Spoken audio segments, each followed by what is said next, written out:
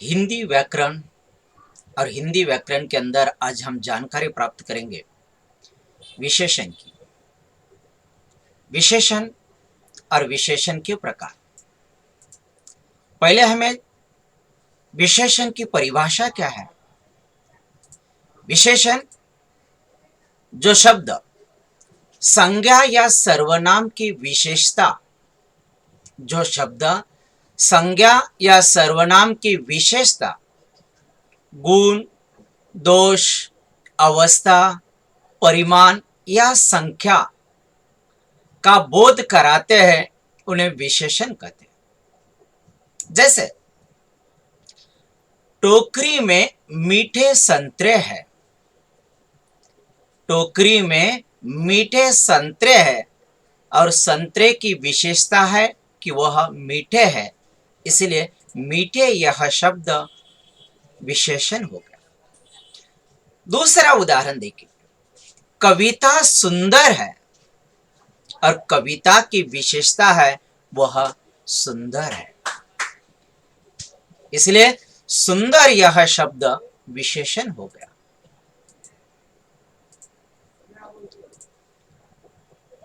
इन दो वाक्यों में मीठे से संतरे की, सुंदर से कविता की विशेषता प्रकट होती है।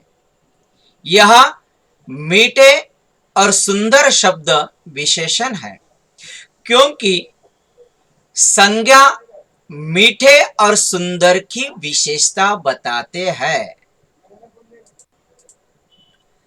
अभी हमें देखना है विशेषण के प्रकारों को। विशेषण का पहला प्रकार है गुणवाचक विशेषण। दूसरा है परिमाणवाचक विशेषण। तीसरा है संख्यावाचक विशेषण और चौथा है सार्वनामिक विशेषण। ये विशेषण के चार प्रकार। पहले देखना हमें गुणवाचक विशेषण। जैसे जो विशेषण शब्द रंग, रूप, आकार, अच्छाई, बुराई, स्वाद, जो विशेषण शब्द रंग, रूप, आकार, अच्छाई, बुराई, स्वाद आदि संबंधी विशेषण बताते हैं, वे गुणवाचक विशेषण कहलाते हैं। लाल कार, कार की विशेषता है कि वह लाल है। सफेद कमीज, कमीज की विशेषता है कि वह सफेद है। लंबा पेड़, पेड़ लंबा है। किस प्रकार का प्रश्न करने पर उत्तर में आने वाला शब्द गुणवाचक विशेषण होगा। लाल किस प्रकार है? कार लाल है। कार किस प्रकार है? कार लाल है। कमीज किस प्रकार का है? वह सफेद है और पेड़ लंबा है।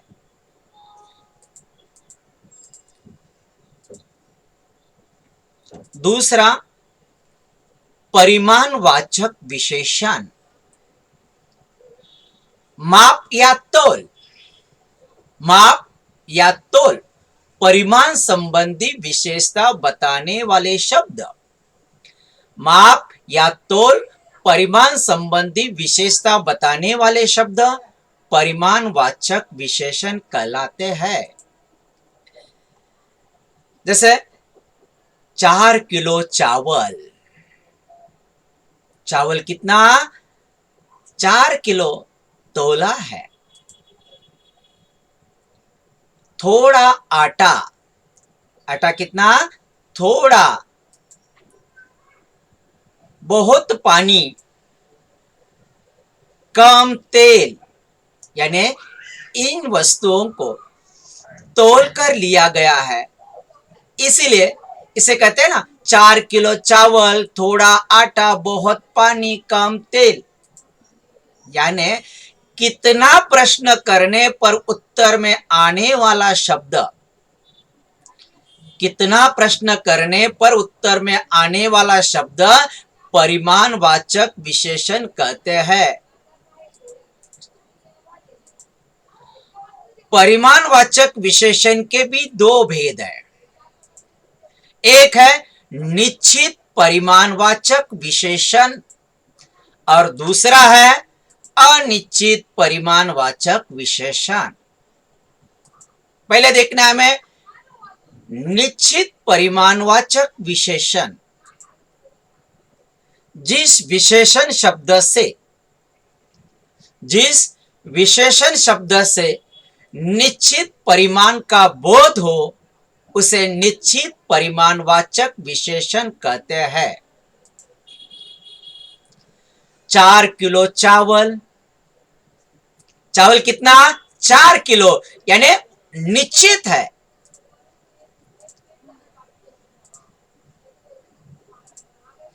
अनिश्चित परिमाणवाचक विशेषण, जिस विशेषण से किसी निश्चित परिमाण का बोध न हो पाए तो उसे अनिश्चित परिमाणवाचक विशेषण कहते हैं। जिस विशेषण शब्द से किसी निश्चित परिमाण का बोध न हो पाए तो उसे अनिश्चित परिमाणवाचक विशेषण कहते हैं। थोड़ा पानी, कुछ दाल, अनिश्चित है। थोड़ा पानी निश्चित है क्या? नहीं। थोड़ा पानी, कुछ दाल निश्चित है क्या? नहीं। इसलिए अनिश्चित परिमाणवाचक विशेषण। तीसरा है संख्यावाचक विशेषण। जिस विशेषण शब्द से संज्ञा की संख्या का बोध होता है, जिस विशेषण शब्द से संज्ञा की संख्या का बोध होता है उसे संख्यावाचक विशेषण कहते हैं। 4 वृक्ष, कुछ पतंगे, 5 केले, 2 गायें, संख्यावाचक विशेषण के भी 2 प्रकार है। उसी में भी निश्चित संख्यावाचक विशेषण, अनिश्चित संख्यावाचक विशेषण। पहले देखना है निश्चित संख्यावाचक विशेषण, जिससे निश्चित संख्या का बोध होता है। 5 केले, केले कितना है? 5, ये निश्चित बोध होता है, इसीलिए उसे कहते हैं निश्चित संख्यावाचक विशेषण। 3 कलम, कलम कितने हैं? 3, जिससे निश्चित संख्या का बोध होता है। अनिश्चित संख्यावाचक विशेषण, इसे संख्या का निश्चित बोध नहीं होता, इससे संख्या का निश्चित बोध नहीं होता, उसे कहते हैं अनिश्चित संख्यावाचक विशेषण।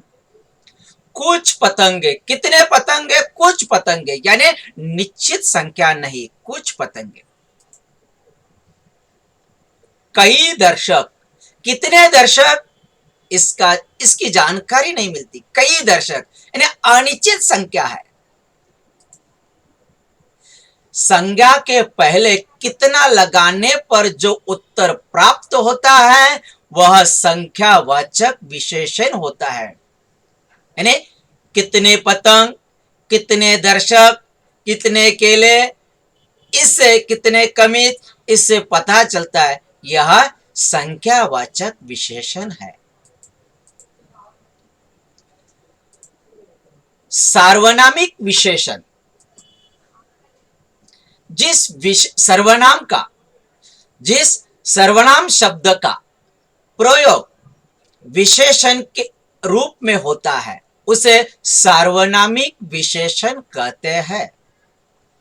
जिस सर्वनाम शब्द का प्रयोग विशेषण के रूप में होता है उसे सार्वनामिक विशेषण कहते हैं।